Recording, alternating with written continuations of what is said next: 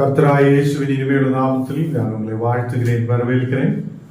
இந்த நாடுகளில் தேவனுடைய வார்த்தையுமாய் உங்களோட கூட ஆயிருக்கு. தேவன் கிருபை செய்திருக்கிறார். நீங்க கடந்து வந்திருக்குதா? உங்களை யாவரையும் இயேசுவின் இனிமையுள்ள நாமத்தில் வாழ்த்துகிறேன், வரவேற்கிறேன். தேவன் நம்மை ஆசீர்வதித்து வழி நடத்துவார். நாம் ஜெபிக்கலாம். தேவனே, பரிசுத்த பிதாவே, இந்த நாடுகளில் அப்பா உம்முடைய வார்த்தைகளை தியானிக்க, உம்முடைய வசனங்களை ஆழமாய் நாங்கள் வசனத்தின் சத்தியத்தை தியானிக்க நீர் கிருபை செய்திருக்கிறதுக்காக ஸ்தோத்திரம். நீரே பரிசுத்தராய் உண்மையுள்ளவராய் எங்களோடு கூட இருந்து நீர் எங்களை வழி நடத்துத நல்ல தகப்பனாய் இருக்கிறதுக்காக ஸ்தோத்திரம். தேவனே, இந்த நாடுகளில் அப்பா எங்களை நீர் ஆசீர்வதித்து பலப்படுத்து, எல்லா பலவீனதைகளை மாற்று. தேவனே, இப்பொழுதே உம்முடைய ஆவியின் பிரசனத்தால் நீர் எங்களை நிரப்புதற்காக ஸ்தோத்திரம். அநேக கண்ணீரோடு பாரத்தோட கவலையோடு ஆயிருக்கும் போது இன்னைக்கு தேவனே, எங்கள் வார்த்தைகள் உம்முடைய வசனங்கள் நாங்கள் தியானிக்கிறது அவங்களுக்கு ஒரு ஆறுதலாக இருக்கப்பட நீர் கிருபை செய்யும். எல்லா தின மக்களையும் பலப்படுத்தி ஆசீர்வதியும். இயேசுவின் நாமத்தில் தன்பிதாவே, ஆமென், ஆமென். கர்த்தர் நம்மை ஆசீர்வதித்து பலப்படுத்துதா நல்ல தகப்பன். சங்கீதம் 5:1 வாசி. இந்த நாளிலே வாசிக்க கொடுக்கப்பட்டுள்ள வேத பாடம் சங்கீதங்களின் புஸ்தகம் 5ஆம் அதிகாரம் வசனங்கள் 1 முதல் கடைசி முடிய வாசிக்க கேட்போம். கர்த்தாவே, என் வார்த்தைகளுக்கு செவி கொடும், என் தியானத்தை கவனியும். நான் உம்மிடத்தில் விண்ணப்பம் பண்ணுவேன். என் ராஜாவே, என் தேவனே, என் வேண்டுதலின் சத்தத்தை கேட்டருளும். கர்த்தாவே, காலையிலே என் சத்தத்தை கேட்டருளுவேன். காலையிலே உமக்கு நேரே வந்து ஆயத்தமாகி காத்திருப்பேன். நீ துன்மார்க்கத்தில் பிரியப்படுகிற தேவன் அல்ல, தீமை உம்மிடத்தில் சேருவதில்லை. வீம்புக்காரர் உம்முடைய கண்களுக்கு முன்பாக நிலை நிற்க மாட்டார்கள். அக்கிரமக்காரர் யாவரையும் வெறுக்கிறேன். பொய் பேசுகிறவர்களை அழிப்பேன். இரத்த பிரியனையும் சூதுள்ள மனுஷனையும் கர்த்தர் அருவருக்கிறார். நானோ உமது மிகுந்த கிருபையினாலே உமது ஆலயத்துக்குள் பிரவேசித்து உமது பரிசுத்த சன்னதிக்கு நேரே பயபக்தியுடன் பணிந்து கொள்ளுவேன். கர்த்தாவே, என் சத்துருக்களின் நிமித்தம் என்னை உம்முடைய நீதியிலே நடத்தி எனக்கு முன்பாக உம்முடைய வழியை செவ்வைப்படுத்தும். அவர்கள் வாயில் உண்மை இல்லை, அவர்கள் உள்ளம் கேடுபாடுள்ளது. அவர்கள் தொண்டை திறக்கப்பட்ட பிரேத குழி, தங்கள் நாவினால் இச்சகம் பேசுகிறார்கள். தேவனே, அவர்களை குற்றவாளிகளாக தீரும். அவர்கள் தங்கள் ஆலோசனைகளிலேயே விழும்படி செய்யும். அவர்கள் துரோகங்களினுடைய இரட்சிய நிமித்தம் அவர்களை தள்ளிவிடும். உமக்கு விரோதமாய் கலகம் பண்ணினார்களே, உம்மை நம்புகிறவர்கள் யாவரும் சந்தோஷித்து என்னாலும் கெம்பீர்ப்பார்களாக. நீர் அவர்களை காப்பாற்றுவீர். உம்முடைய நாமத்தை நேசிக்கிறவர்கள் உம்மில் களி கூறுவார்களாக. கர்த்தாவே, நீர் நீதிமானை ஆசீர்வதித்து காருண்யம் என்னும் கேடகத்தினால் அவனை சூழ்ந்து கொள்ளுவேன். ஆமென். கர்த்தர் தாம் இந்த வசனங்களை ஆசீர்வதிப்பாராக.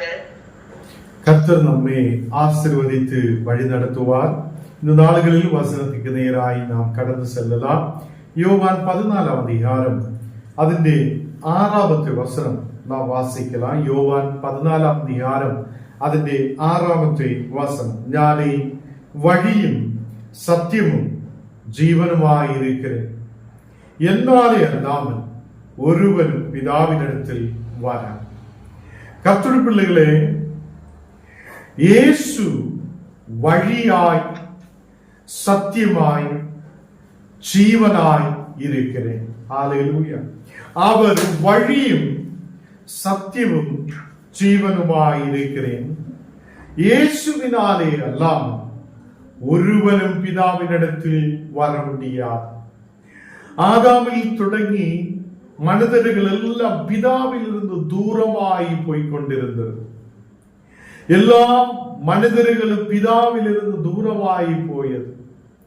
கர்த்தருடைய பிள்ளைகளே, பிதாவினிடத்தில் கொண்டு வருவதற்காக, மனிதர்களே பிதாவினிடத்தில் திருப்பி கொண்டு வருவதற்காக இயேசு கிறிஸ்து இந்த உலகத்தில் கடந்து வந்திருக்கிறார். தோமா சொல்லுகிறார், வழி எங்களுக்கு தெரியாது, நாங்கள் எங்கு போனோம் என்று எங்களுக்கு தெரியாது என்று சொல்லும் போது தோமாவுடைய அந்த விஷயத்தை இயேசு எடுத்து சொல்லுகிறார், வழி யார் என்று சொல்லுகிறார். ஞானே உங்களுக்கு வழியாய் இருக்கிறது. ஞானே உங்களுக்கு வழியாய், ஞான் உங்களுக்கு சத்தியமாய், ஞான் உங்களுக்கு ஜீவனாய் இருக்கிறேன். என்னாலே அல்லாமல் ஒருவனும் பிதாவினிடத்தில் அதை வரான் என்று தேவனுடைய வார்த்தை அதை சொல்லப்படுகிறார். கர்த்தர் பிள்ளைகளே, இயேசு அவர் வழியாய் இருக்கிறார். இயேசு வழியாய் நாம் பிதாவினிடத்தில் கடந்து செல்ல முடியும். பாவத்திலிருந்து ஒரு விடுதலை கொடுக்க, நம்முடைய குற்றங்களை மாற்ற இந்த உலகத்தில் ஒரே ஒருவர் தான் இருக்கிறார், அதுதான் இயேசு கிறிஸ்து. இங்கே 1வது வசனத்தில் சொல்லப்படுகிறார், இயேசு சொல்லப்படுகிறது. யோவான் 14ஆம் அதிகாரம் அதனுடைய 1வது வசனத்தில் சொல்லுகிறார், உங்கள் இருதயம் கலங்காதிருப்பதாக தேவனிடத்தில் விசுவாசமாயிருங்கள், என்னிடத்திலும் விசுவாசமாயிருங்கள் என்று சொல்லுகிறார். உங்கள் இருதயம் கலங்காதிருக்கட்டும். அநேகர் இன்னைக்கு உலகத்தில் கலங்கின இருதயத்தோடு இருக்கிறார். குடும்பத்திலே பிரச்சனைகளை நினைத்து நினைத்து நினைத்து கலங்கி இருதய வேதனையோடு அநேகராய் இருக்கிறார். தேவன் சொல்லுகிறார், நீ கலங்காதே, திகையாதே, உன் தேவனாகிய கர்த்தர் எப்போது உன்னோடு கூட இருக்கிறார். அவர் நமக்கு வழியாய் இருக்கிறது, அவர் நமக்கு சத்தியமாய் இருக்கிறது, அவர் நமக்கு ஜீவனாய் இருக்கிறது. ஹல்லேலூயா. இன்னைக்கு என்ன கேட்கிற கர்த்தருடைய பிள்ளைகளே, உங்கள் இருதயம் கலங்காது இருக்கட்டும், தேவனிடத்தில் விசுவாசமாய் இருக்கட்டும். அதே தேவனிடத்தில் விசுவாசமாய் இருக்கிற மக்கள் இயேசுவினிடத்திலும் விசுவாசமாய் இருக்கட்டும். ஹல்லேலூயா. கர்த்தருடைய பிள்ளைகளே, இந்த நாளுகளில் நாம் நம்முடைய இருதயம் கலங்காது இருக்கட்டும். நம்முடைய இருதயம் ஒருபோதும் கலங்காது இருக்கட்டும். நாம் தேவனிடத்தில் விசுவாசம் உள்ளவராய் இருக்கட்டும். அவர் நம்மை பிதாவினிடத்தில் கொண்டு போக அவர் உண்மையுள்ளவராய் இருக்கிறது. என் பிதாவின் வீட்டில் அநேக வாசஸ்தலங்கள் உண்டு, அப்படி இல்லாதிருந்தால் நான் உங்களுக்கு சொல்லி இருப்பேனே என்று இயேசு சொல்லுகிறார். அப்போ பிதாவினிடத்தில் உங்களுக்காக வாசஸ்தலங்கள் இருக்குது. பிதாவினிடத்தில் உங்களுக்காக அநேக வாசஸ்தலங்கள் இருக்கிறது. அதே இயேசு அங்கே வாசஸ்தலங்கள் இல்லை என்றால், உங்களுக்காக இடம் இல்லை என்றால், நான் முன்னவே சொல்லி இருப்பேனே என்று இயேசு சொல்லுகிறார். அதே ஒரு ஸ்தலம் உங்களுக்காக நான் ஆயத்தப்படுத்த போகிறேன் என்று இயேசு சொல்லுகிறது. கர்த்தருடைய பிள்ளைகளே, அவர் இன்றைக்கு உயிரோடு இருக்கிறது. நம்முடைய பலவீனங்களின் மத்தியில் நாம் அவரை தொழுது கொள்ளும் போது, நாம் அவரை துதிக்கும் போது, நாம் அவரை வேண்டிக் கொள்ளும் போது, அவர் நம் சத்தத்தை கேட்டு நமக்கு பதில் கொடுக்கிறவராய் இருக்கிறது. அவர் நமக்கு வழியும், அவர் நமக்கு சத்தியமும், அவர் நமக்கு ஜீவனுமாய் இருக்கிறது. ஹல்லேலூயா. அவரே அல்லாமல் வேற யாரும் நம்முடைய பாவங்களை மாற்ற இல்லவே இல்லை.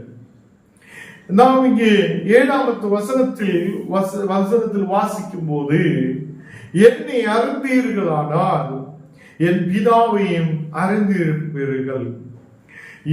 இது முதல் நீங்கள் அவரை அறிந்தும் அவரை கண்டும் இருக்கிறீர்கள் என்றார். அப்போ இயேசுவை கண்ட ஒருவன், இயேசுவை பார்த்திருக்கிற ஒருவன் பிதாவையும் பார்த்திருக்கிறார் என்று இயேசு எடுத்து சொல்லுகிறார். என்னை அறிந்திருக்கிறீர்களானால் என் பிதாவையும் அறிந்திருப்பீர்கள் என்று சொல்லுகிறார். அப்ப இயேசுவே அறிந்திருக்கிற ஒருவன் பிதாவான தேவனையும் அறிந்திருக்கிறது என்று சொல்லப்படும் போது, பிதாவான தேவனும் இயேசுவும் பரிசுத்த ஆவியும் இவ மூன்று ஒன்றாயிருக்கிறது என்று இயேசு இங்கே எடுத்து சொல்லப்படுகிறார். கர்த்தருடைய பிள்ளைகளே, இது முதல் நீங்கள் அவரை அறிந்தும் அவரை கண்டு இருக்கிறீர்கள் என்றார்கள்.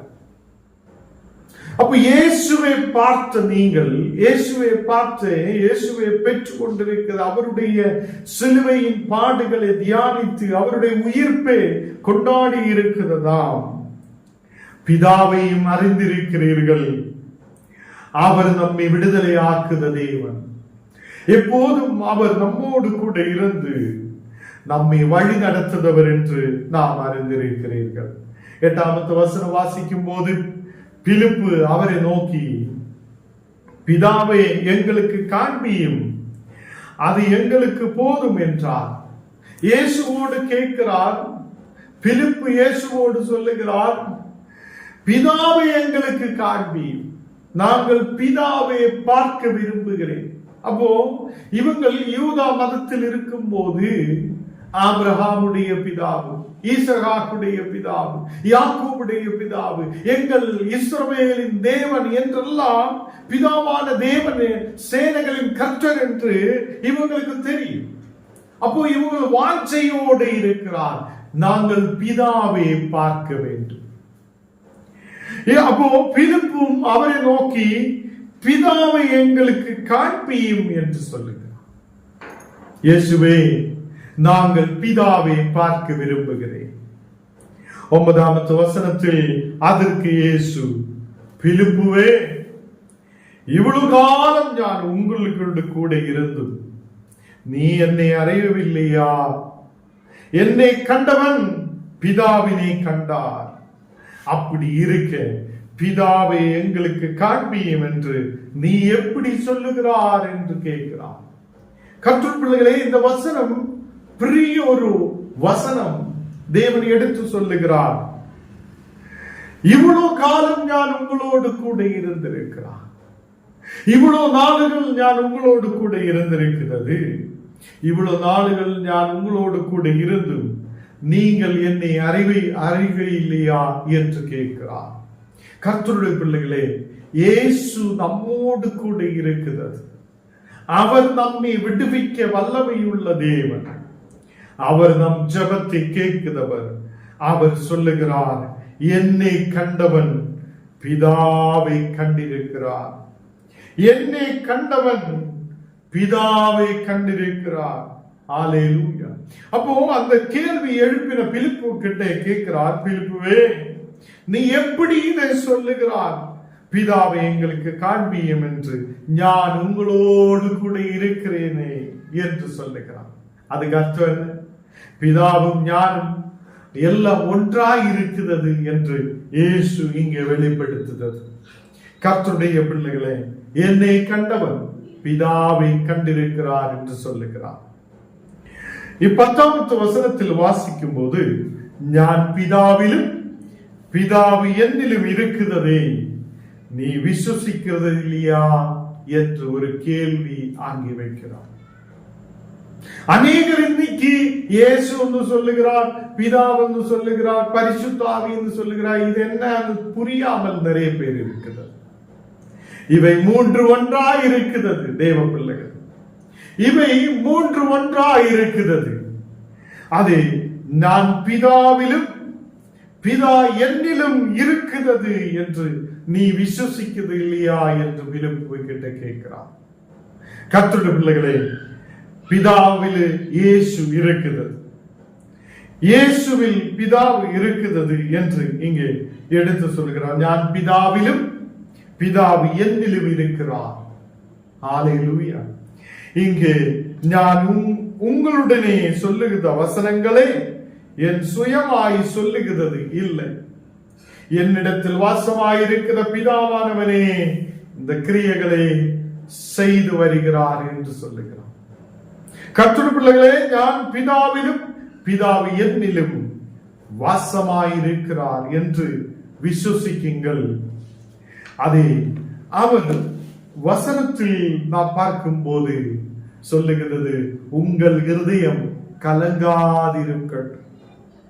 நீங்க இந்த உலகத்திலே கஷ்டங்களை நினைத்து, பாடுகளை நினைத்து, குடும்பத்திலே பிரச்சனைகளை நினைத்து நீங்க உங்கள் இருதயத்தை கலங்காதிருக்கட்டும். உங்களை தெரியுதா? உங்களோடு கூட வாசமாய் இருக்கிற ஒரு தேவன் உண்டு. அவர் உங்கள் கவலைகளை மாற்ற வல்லமை உள்ளவராய் இருக்கிறார். நேற்று தினத்திலும் நாம் இந்த வசனத்தை தியானித்திருக்கும் போதே, கலங்காதே, திகையாதே, உன் தேவனாகிய கர்த்தர் உன்னோடு கூட இருக்கிறார் என்று நேற்று தினத்தில் நாம் தியானித்திருக்கிறார். இன்றைக்கு தேவன் சொல்லுகிறார், உன் இருதயம் கலங்காதிருக்கட்டும். நீ வேவலாதிப்பட்டு எந்த பிரயோஜனம் இல்லை, நீ கவலைப்பட்டு எந்த பிரயோஜனம் இல்லை. நீ வழியும் சத்தியமும் ஜீவனமாய் இருக்கிற தேவனை விசுவசித்து முன்னாடி கடந்து செல்லட்டும். அவர் உனக்காக வழியை திறப்பார். அவர் உன் தேவைகளை சந்திக்கிறவராயிருப்பார். நாம் பிதாவை கண்டிருக்கிறோம், நாம் புத்திரனை கண்டிருக்கிறோம், நாம் பரிசுத்த ஆவியை பெற்றுக் கொண்டிருக்கிறோம். தேவ பிள்ளைகளே, இவ மூன்றும் ஒன்றாயிருக்கிறது. இந்த நாடுகளில் நாம் இயேசுவை கண்டிருக்கும் போது நாம் பிதாவையும் பார்த்திருக்கிறது. தேவனுடைய வார்த்தை சொல்லப்பட்டிருக்கிறது, நான் பிதாவில், பிதாவு என்னிலும் இருக்கிறார் என்று நீங்கள் அறியவில்லையா என்று கேட்கிறார். கர்த்தருடைய பிள்ளைகளே, நாம் விசுவசிக்கட்டும். நாம் விசுவசிக்கிற தேவன் நமக்காக பெரிய காரியங்களை செய்தவர். நாம் விசுவசிக்கிற தேவன் நமக்காக வழிகளை திறக்கிறவர்.